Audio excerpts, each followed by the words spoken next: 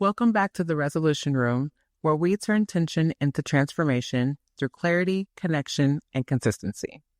I'm your host, Dr. Nishay Lowe, and this is a space where we explore what's really underneath the moments that challenge us and how they can lead to something more honest, more human, and more whole. So let's get into it. All right, James, can you introduce yourself to the audience, please? I sure can, Dr. Nishay. Thank you so much for your time today. I am James Maurice Bumpas. I am founder and CEO of Bumpus Technical Services. And I actually own an IT company, but I offer services around 4 areas: IT program management and project management. I also do leadership development, mentoring and coaching and executive services. And last but not least, I do professional speaking. Amazing. So let's start off by talking a little bit about your personal experiences. So Okay. can you share like an early experience where you found yourself being the only Black professional in a workspace and how that shaped your perspective? Sure. Thank you. Actually, born and raised in Tennessee, that happens a lot. I found at an early age I was gifted in a technical perspective, wound up in high tech jobs. I was an aviation electrician in the Navy, and there were not a lot of aviation electricians in the Navy that looked like me. So Desert Shield, Desert Storm, I served 10 years in the Navy. Setting myself apart was something I found challenging for the the overt and covert racism that would occur in the service.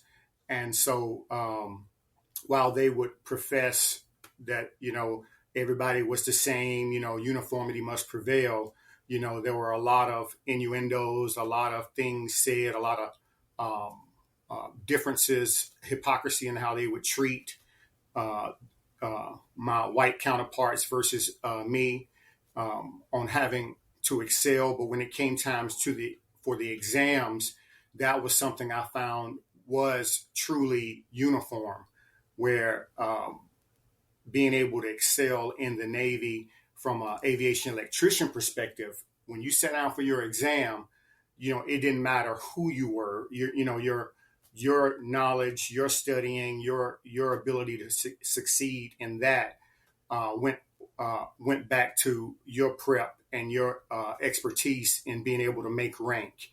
Now, as you moved up through the ranks, it became more subjective than objective.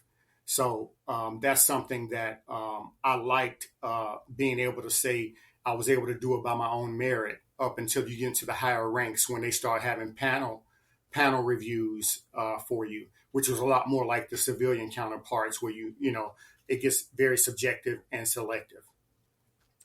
Yeah, thank you for putting that in the context too, because if I can be candid, even deciding to have this conversation on the podcast, gave me a little pause because the political climate, and you have to decide, am I willing to even put myself out there to talk about something like this? But Yeah, everyone gets tired of talking about it. I think more so ourselves than anybody else gets tired of talking about it can be exhausting. You're right, Dr. Nisha. But I got to tell you, I'm glad to have the conversation. I appreciate the forum, the vehicle, the opportunity to do so, because a lot of times, sweeping it under the rug or not having a conversation is not necessarily always the right solution either. So I think talking about it and getting it out there and then doing it in a way that's more constructive than destructive is the way to manage it. And this is why I'm talking to the right person then, because I agree. I think I want this episode to be more informative than anything. I think, again, a lot of assumptions can be made about what other people are going through. Mm-hmm. But when you have someone giving you just a perspective of what their day-to-day looks like, and it's things that you will never have to experience, lucky for you, it's just helpful for them to get that insight. So talk to me a little bit about some of the invisible dynamics people of color face in predominantly white professional environments. Yeah. One of them is the whole, you're not like most Black people. When you start to have allies and they befriend you, they say things such as, and I say when you say invisible, I'll use one as of the level of uncomfortability in the people that um, gravitate towards you. So if they consider themselves friends and allies, they'll say things not even realizing that it's racist or it's biased or it's prejudiced in a sense that they feel like they're connecting or they're giving you a compliment. And I just gave you an example in that, you're one of the good ones, or you're not like most black people. And I'm like, oh, you know a lot of black people, do you? And I'm like, I'll say things and challenge them on that dynamic of what that bias is, like what their mindset is on what most black people are like, and challenge those type of mindsets. That's one. The other one I find illuminating to me are the jokes, the racial jokes when they say, don't be offended, or, I'm going to tell a joke. And they set it up as a preamble as if with their little disclaimer that it's okay to be racist because, hey, it's a joke. And as I matured, in the school systems and college and in the military, and especially in high tech environments where I was truly, like you said, the only person of color in the room, especially as a black man. And I won't say only person of color because as IT continues to evolve, there were a lot of people from the Middle East and from Southwest Asia in the room, and Asian, but black wise, I was the only one in the room. But they would say things, like, I'm going to tell a joke, and because I issued this disclaimer, it's okay, so don't take offense. So I got to where I would stop them.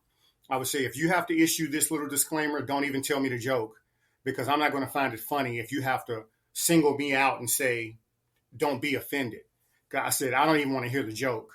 And that took courage, because a lot of times you don't want to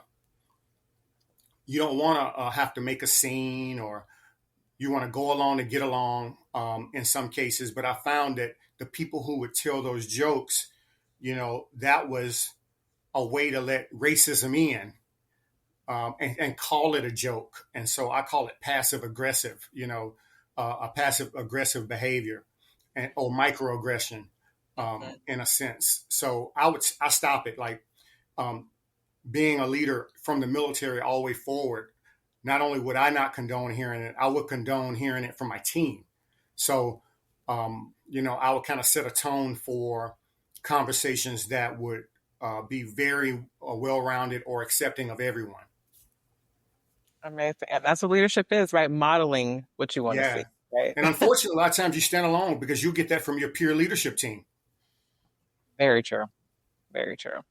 Um, I'm curious, from just your personal experiences, what you've studied, and your background, how do you differentiate between racism and Mhm. prejudice? Yeah, very good question. I'm hearing a lot about this a lot lately. And I think racist is when your prejudice allows you to be in a position of power, and you can hold it over and actually negatively impact another person of a different ethnicity, or your belief system is different than theirs. So racism is about power. Like, I can be prejudiced because I'm different than another person, or I don't like how they treat me or others, or I don't like them because I'm biased and I'm different than another person. Everybody has biases, but if I'm in a position of leadership like I am now as a CEO, and I have a white person on my team, and I'm using that prejudice to make them feel lesser or to single them out and oppress them, then I'm a racist in that particular case, in that dynamic. So um, the power dynamic outside of my company, most times, the system, especially here in the United States or the UK, or any system built upon slavery, or the systems that's in place like the United States, is such that we don't have the power to hold down another people. Hmm. Okay, so what I'm hearing is, it sounds like racism is more at the systemic institutional level, and prejudice sounds like it's more at the individual relational level. Yeah, and also power. Like if I can use my influence and position over another person, Mm-hmm. then yes, at the micro level, like in my case, I'm an entrepreneur, and let's say I have a staff of 5 people, and I'm using my prejudice and my biases to negatively impact or oppress another person on my team, then in that at that micro level, I could be considered in that bubble, in that boundary, to be a racist. However, in the system of things in the United States, you know, it's typically going to be the people that's had the system built around them to oppress and hold back. So yes, systematically, it's been designed for the majority population. Mm-hmm. Mm-hmm. That's And my opinion. yeah. Mm-hmm. um, and so when we're talking about, again, we'll stick to like workplace dynamics, I guess. Yeah. Um, how do you distinguish between fitting in and belonging? Very good question. Belonging is such that it's natural. Fitting in, you're making a conscious decision to set aside your belief system, your mindset, or thought process, and you're not necessarily as comfortable, but you're there. You're in the space. You're physically in the room, but you can feel alone in a room full of people. That's fitting in. That's when you're like, okay, I don't really agree with what's being said, or I don't agree with what's being done, but I'm here. I have access. Belonging is one where I'm not only in the room, I'm aligned with the mission, vision, value statements. I'm contributing. I feel like I'm valued by the resources in the room, whether they are peers, whether they are junior to me by seniority, or whether they are senior to me.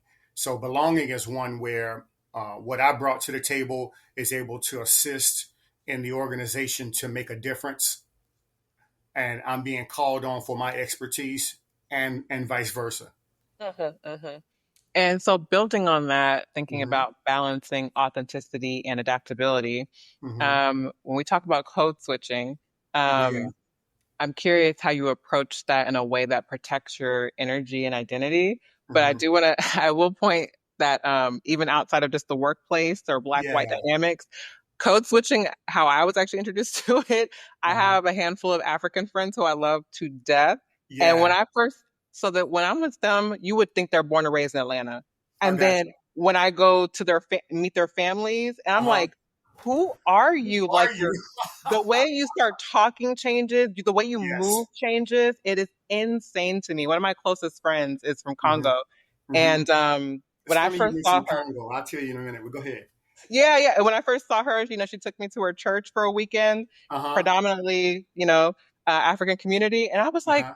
where am I? I've known her for like 10 years and I've Gotcha. never seen her like Yeah, I think code switching is a survival mechanism. I think we do it automatically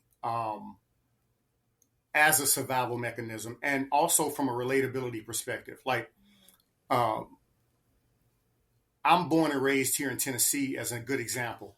However, you notice I don't have a Tennessee twang. On certain words, you'll hear it. But if you had my brothers in the room, or my parents, or people who never left my hometown, their dialects very country. That's a good example. And also, as you progress up the education chain, you being a doctor, you get this. How you speak professionally. Me being a professional speaker, how you handle yourself in a corporate setting. You know, that's a form of code switching as well, where you have to talk the lingo and you have to carry yourself in a certain manner. But what the cultural code switching is unique in the sense that I've been in environments where I wasn't quote unquote black enough, and I've been in environments where I was too black. And that. what I had to learn, as I continued to mature and get to know who I was, is that I'm extremely comfortable in the skin I'm in now. But when I was younger, that was a struggle. Of who am I? That identity crisis. And, you know, that has to do with my faith. That has to do with knowing who I am, what I bring to the table, and just, you know, learning to be patient and understanding that I got to be who I am. So I know who I am. So I'm not sending contradictory messages, you know, and a lot of it happened, Dr. Nishay, when I became a parent, Mhm. because, you know, I couldn't very well tell my children to be comfortable in who they are. And then I'm the one switching and pivoting and being, um, what I'm trying to say, like all over the place with my personality trying to fit in. Mhm. Mhm. Mhm. Yep. So you know, like you mentioned African. I've done my ancestry through AfricanAncestry.com and also through Ancestry.com, and I'm actually from Oh, Congo. really? Yeah, I got a percentage from Congo. I got a percentage from the Cameroon, Rwandan area. You know, the whole slave Ivory Coast. Naturally, a lot of us came through that direction, but I have Congo in me as well. It's funny that that's the first country you mentioned from the continent of Africa. Right. But you're right. I have a lot of African friends, and I call them family because we got family everywhere, right? And some of them don't like us because we don't show who we truly are. And I try to explain to them we don't know who we truly are because our histories were stolen, and we've been fed in this country with a lot of um, false false history. You know, history's told by the victor, not the victim, so to speak.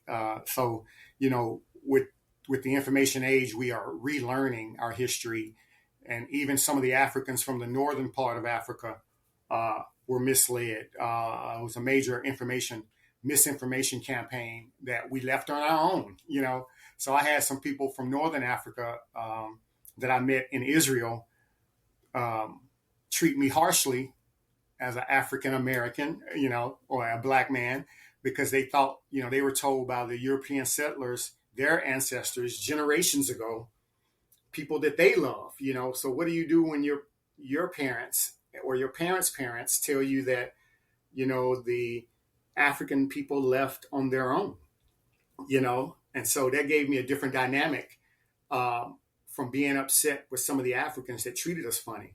Um, and so I know that wasn't all, but when you look at the Europeans who just wanted to continue trading with the North African countries, um, they were looking at it from a commerce perspective, passing poor information, you know, and I'm not making excuses. This is just what I found out, you know, through my travels, being able to travel internationally.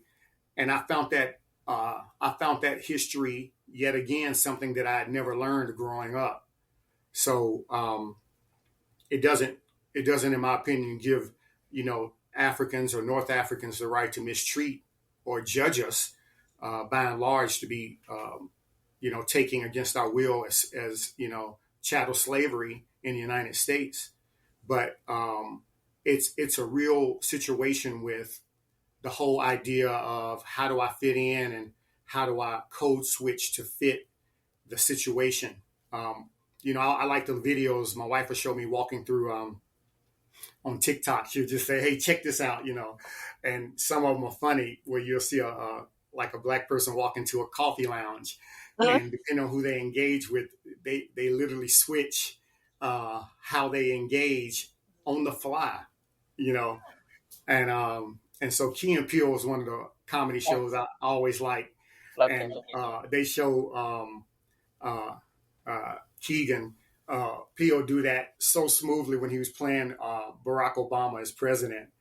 I don't know if you've seen that skit, but it Uh-huh. tickled me where he was like, when he engaged with black people, he was dapping them up, and then he, Yeah. hey, pleasure to meet you, and then he's like, what's up? But I just love that because my wife tells me all the time, and I didn't notice it until she brought it. She's Mexican, Mhm. she's of Mexican descent, and she says, I love how black people greet each other. You know, she said, you all look at each other and you say, it's like it's almost unheard of the way you look. You say, I see you, and we'll smile and we'll nod to each other, or we'll speak in a way like good to see you, brother, or good to see you, sister. And it's this family, this familial connection. And she said, we don't do that. She's from Texas, and she'll say, we don't do that. I said, well, you do different things that I see that's very family based, So, Yes, Mexicans are and very family oriented. yeah. And so then I'll highlight the things that I admire in her culture. And she said, you're right. We do that and we do this. And like, she's very close with her sisters and her brother. They just have such a tight unit, and they've welcomed me in as her husband into that tight family union. That's amazing. Yeah. And, just because there's so much you said I could unpack, but that would be a completely different episode. Yeah. But I will say, as far as the code switching, I think to a certain extent too, there's, it gets a negative connotation or association with it. I mean, there's a time and place sometimes, because like you said, there's nothing wrong to me with being adaptable. I mean, different situations call for different things. Exactly. And it's a quality. It's a characteristic that we hold in high regard, especially as you move up the leadership chain in your organizations or in your own when you have a company and you have to engage with people with different cultures and different mindsets, different backgrounds, and so socioeconomic education, all the different ways. Like me and you as an example, I would be remiss to assume that there's not diversity amongst me and you, and I need to be. I don't want to assume, right? I don't want to assume anything, and so I want to approach you properly and be respectful and not come up, "What's up, girl?" and all this. Like, I don't know you're up. You know what I mean? And sometimes you'll see it too. You'll see some people get offended if you approach them too casually and they look like us. Right. Yeah, exactly. Case by case, like we're all individuals as well. So yes, absolutely. So talk to me a little bit about what strategies have helped you stay grounded in spaces that expect you to conform. Yeah, good point. Number one, my faith, my wife, remembering who I am. One of the things my parent, it's funny, I'm knocking on 54, right? Dr. Nishay, I'll be 54 in August. And I think what's funny, thank you. I think what's funny is advice my parents gave me at 17 years old. Like here I am leaving for boot camp, and my dad told me one thing and my mom told me one thing, and it wasn't at the same time. But right before I left home at 17, my dad said, always have thick skin. And my mom said, always be willing to talk to people. And so those two together at a young age really helped mold and become almost a mantra for me in a sense of being able to engage with any and everybody, even people I knew were racist, and they were proud of it. And like I say, the service throws you all together and you got to make it work. And so some people were very bold about it, but they were willing to talk. And not everything they said was worth hearing naturally, but I was willing to listen and not always get so emotionally hijacked by what they were saying. And it was a guy in my boot camp in my company from West Virginia. And Dr. Nishay, I found him staring at me so many times. It was awkward. Like, what's up with this guy? Every time I looked around, he was staring at me. And so finally I approached him. I said, hey man, why you keep staring at me? And he was like, look, man, I'm from a small town in West Virginia. By the way, this is 1989. Okay. I want to put it in perspective. Okay. He says, in my small town, we have one other black family. And you're nothing like my grandmother said. So here he is, raised by his grandmother, who went to New York, had a horrible experience, right? And poured all this negativity about black people into her grandson, who then joins the Navy. And he meets me. And he's willing to say that to me. And I didn't know how to accept it, but being from Tennessee, growing up where you're the minority with a lot of white people all around you, I was like taken aback a little bit, but then he opened up and we wound up having a lot in common. He was willing to reach out. We both boxed back then. My dad was a Golden Gloves in the Vietnam era of Army. And he boxed. He taught all his boys how to box. It's three of us. I'm the middleman, and so this guy Rodney, he boxed, and so we kind of connected on that, and so we would train together in the evenings, and in our own little time. But the bottom line is, in 2.5 short months, 3 months of boot camp, I totally changed his opinion. It wasn't the intent. Yeah. I was just being me, And so what I learned from that early was continue to be yourself, to your point, staying grounded, being willing to talk, having thick skin, not being so easily offended, but also standing your ground. Don't roll over to fit in and be abused by people. Like, I've never liked bullies. Like, I fought a lot growing up.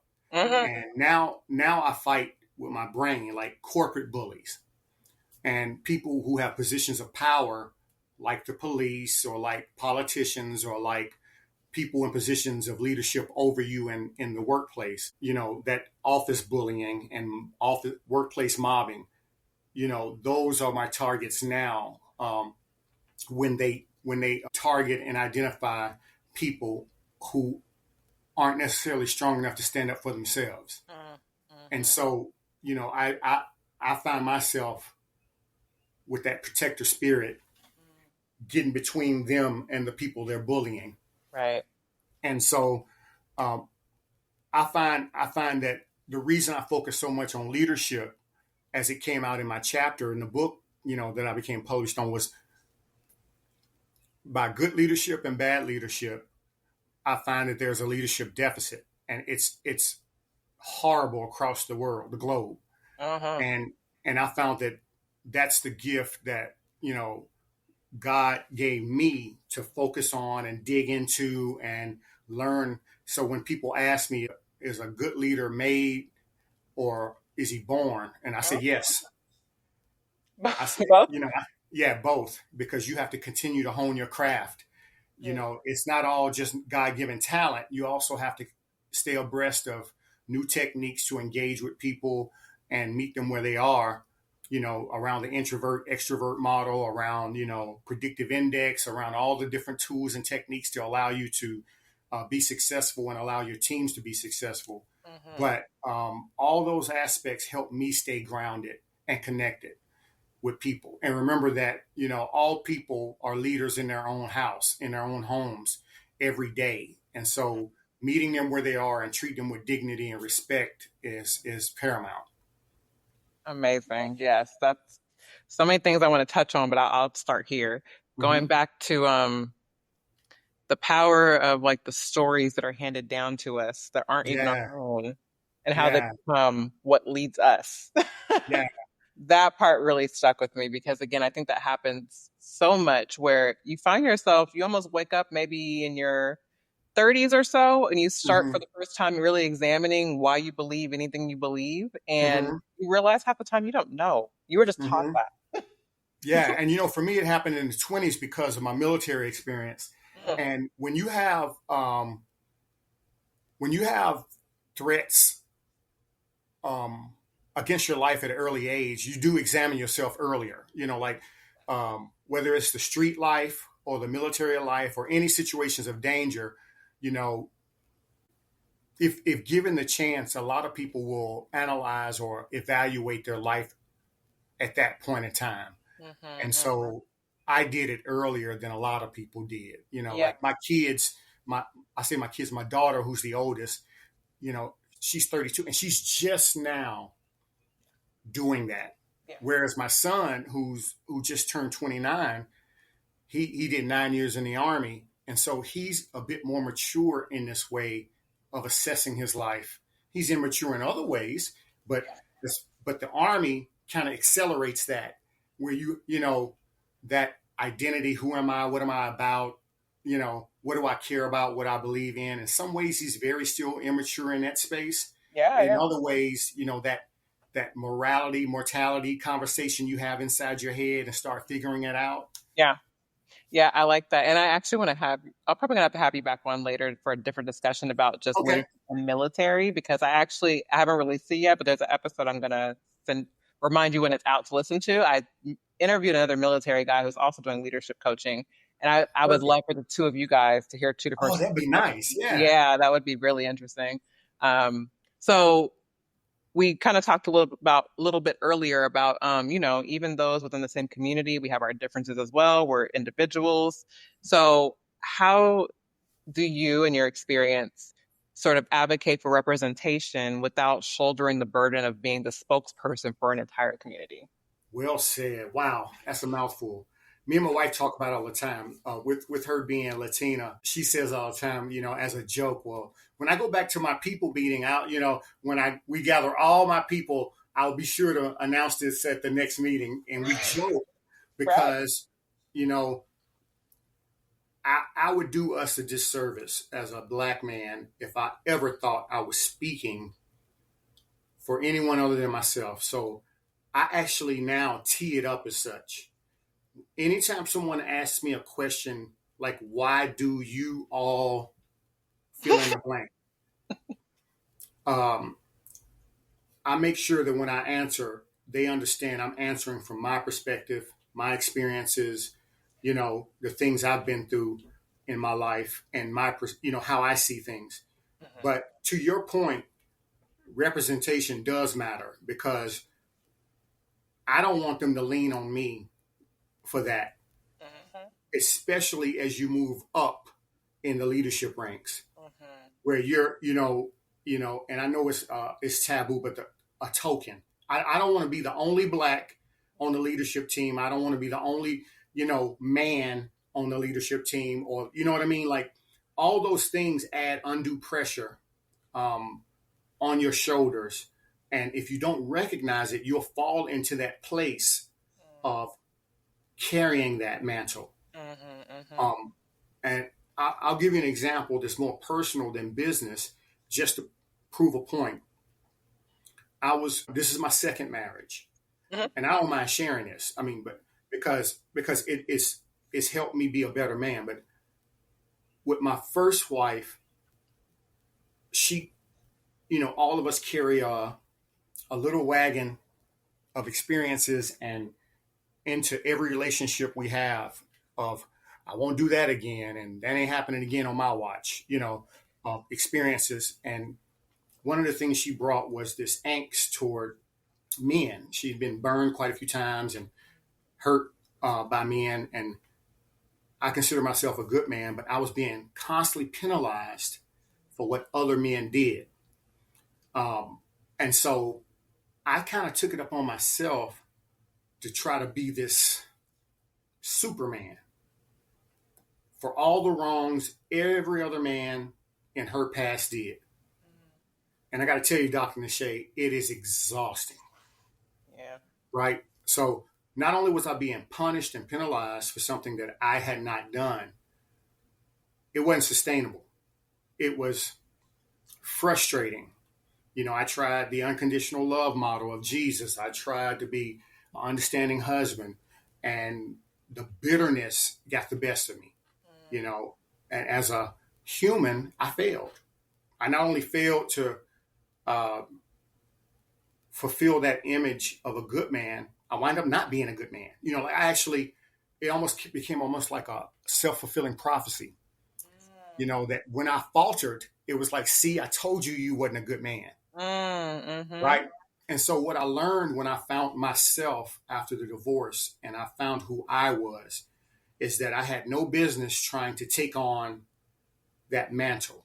I have to be the best man I can be and keep it at that and honor my word, right? And be the best I can be and commit to what I can commit to and not try to be everything for everybody else. And so taking it into the workplace as leaders, I heard something last week that was so powerful because I still believe in being mentored, even though I believe in mentoring. Like, oh, absolutely. Yeah. Yeah. I mean, it never stops. Like, that's the Owen polish, by the way, objective mentoring, as you saw in the chapter, right. Is you continuously hone, you continuously work and improve. No one ever has it all put together. And so, one of the things I heard last week from an advisor was that as a leader, we think we're supposed to solve everything. Mm-hmm. Especially as we get higher and higher, especially like senior manager, director up, we think when our team bring us something, we're supposed to interject and solve. Mm-hmm. But in reality, we're supposed to actually serve almost like a psychiatrist or a psychologist. Like, well, what do you think? What's the, you're closer to it than I am. You're the subject matter expert. What do you think should be done? What are the best solutions? And my engineering manager taught me early in my career, come to me with three alternatives. Yes, I heard someone else before today, like if you come to me with 3 problems and also come with 3 solutions. Yeah. And it was like 3 solutions for 1 problem. 9 times out of 10, I stopped going to my manager because I knew which of the 3 were the best option. And I had the autonomy and power to implement it. So what happened was I got better at making leadership decisions because I did the work versus trying to dump it on my boss's lap. Right. And it made me a better leader as I moved up, and I could pass that knowledge and that leadership lesson onto my team. Right. Because it does make you feel good. Like when you're a new leader, you want to be everything for everybody because you're like, you want to demonstrate that, hey, I'm a leader. I'm a good leader. Let me show you how I can help you. Mm-hmm. So in a mindset of being helpful, we can do too much for people. Exactly. And hinder their progress Yeah. Yeah. Wow. I'm curious, again, given all your experiences, how has your definition of leadership evolved over time? Yeah, great question. I kind of answered a piece of that in the previous response, but now I'm learning. When I was in corporate before I formed my own business in 2021, I was much more of the thought leader, listening, guiding, very in touch with people, but very situational servant leader. So never been a dictator, but I can make a decision. And I'm not afraid of making a decision with limited data. Six Sigma, I've always been the type to have enough data to make a good decision. And then when we get more information, we pivot. But analysis by paralysis or paralysis by analysis, no, we're not going to do that. We're not going to sit here and flounder. So now I'm the type that I expect my team to do that, and so I hold people accountable without being a dictator or nasty, so to speak, like holding my thumb down on people or making them look bad or, I don't have to beat my chest and say, hey, I'm the boss. Right. I've had some leaders struggle with my leadership style when they're more like a dictator because they felt like they needed to know everything. And I don't always feel like I need to know everything. I know everything is going well. I know the bottom lines. I know my role. I know that we're hitting the goals and objectives. And I know why we're hitting them. I'm not in the dark. But I don't have to be a software developer to be a good program manager. Right. Yeah. And a lot of times when you see people ask for a CIO or a CTO, if you read the job description, 2 lines down, they'll say, must be able to code. Why? I've never been able. I hated coding in college. Right. Hated it, Dr. Nishay. I knew right then I ain't going to be no developer or a programmer. That's not client facing. I like the people side of things. I'm not going to be locked behind a door on a computer coding and sliding the answer to world hunger under the door and never meeting the people I feed. Right. I mean, it's so funny. Like, my partner always says too, like he has the same similar philosophy where it's like, he's a leader who knows how to get the right people in order to do the job. Yes. Resourcefulness. To me, that's a good CEO. You don't have to know everything. Like, to me, you don't have to know everything. You just need to know the right people. You need to know where to go to get the answer. Like when I was an intelligence specialist, the admirals and the colonels, they admired me because one or two things happened. Either I had the answer or I knew how to get the answer. How to get it. Mm-hmm. And I followed up. We had intelligence analysts who would not follow up, Dr. Nishay. They would say the right words in the briefing, but they would not go get the response and follow up. And they made the leader ask again. I never did. I was the king of follow-up. Right. So that taught me how to be truly resourceful and close any open doors or any gaps. Like if there was a boss that needed information to make a good decision, I made sure they had it. Everything you're saying is just, I think, providing the definition that separates management and leadership. I think there's an assumption all the time that people in management are natural leaders, and that's rarely the case. So many people are in management positions who were never taught any leadership skills or don't have it innately. Yeah, I'm glad you said that because I always look at management like tasks and leadership about people. I like that. Yeah, absolutely. I just find it that people who are proud managers, they go right past the people and ask, what tasks are you doing? So that they can micromanage the tasks. So to me, a leader will ask, what are your obstacles and what are your impediments and what do you need from me? But a micromanager or a manager will say, what are you doing today? And start trying to get into the weeds. Yep. Oof. That'll take me to a dark place. But wow, okay, that's amazing. Remind us again, what's the name of your book? Because you mentioned it a couple times. Yeah, the title of the book is called Triumph in the Trenches: Navigating Success for Black Professionals. And I had the pleasure of not only submitting and authoring a chapter in that book, Dr. Nishay. I had an opportunity to partner with the publisher and marketing manager, Ilona Washington, who is local here. She's an indie publisher. Amazing lady. Look her up if you ever want to write a book. I recommend her highly to everybody, but she's a superstar. But I also helped her edit, thanks to my background in intelligence and being an avid reader. I hadn't never written a book, but I've written a lot. And so I was able to contribute by helping a lot of the other authors properly tell their story in a way to help us expedite and get published on time for Black History year before last. Okay. And so it was extremely powerful to do that. And this book resonated with so many people, allies included, of all ethnicities, which was powerful. Matter of fact, Australia is treating it as a reference for anti-race campaigns. And that's powerful. We had Black people from Australia, UK, and all over the US. It wound up being, at the end, 22 of us who contributed to the book. And I say it was divine. They just finished the second chapter. I opted out. I was going to write a chapter about leadership in the military, to your point.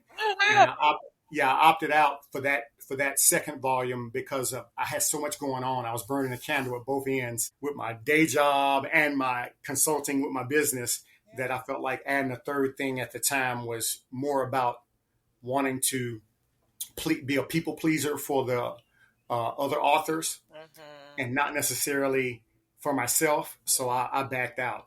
Yeah, fair enough. Yeah. Well, yeah, thank you so much for telling us about that. I can't wait for your next book that comes out. Can you let everyone know where to follow you in your work?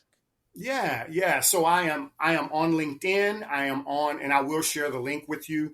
But I am on LinkedIn, and my website is btstriumphwithjames.com. And don't hesitate to reach out to me. All my contact information is listed on my website, including the services that I offer. Again, I do leadership development, coaching, professional speaking, and IT program and project management. So I'm excited to partner with you, Dr. Nishay, to get the word out that, we in this thing, we doing it. So thank you so much for this time and sharing your platform with me. And I look forward to the next time we have a chance for a great conversation. Me too. Thank you so much. Thank you. As always, thank you for joining me in the resolution room. If this conversation moved you, challenged you, or gave you something to carry forward, consider supporting the show. You can explore our wearable wisdom collection in our Mind Shop, where each piece is designed to spark reflection and dialogue. You can also join our growing community for behind-the-scenes conversations, resources, and support of your own journey through tension and transformation. And if you just want to say thank you in a simple way, you can always buy me a coffee. Every gesture helps keep this space going. All the links are in the show notes. And until next time, keep building in the quiet, because that's what will carry you forward.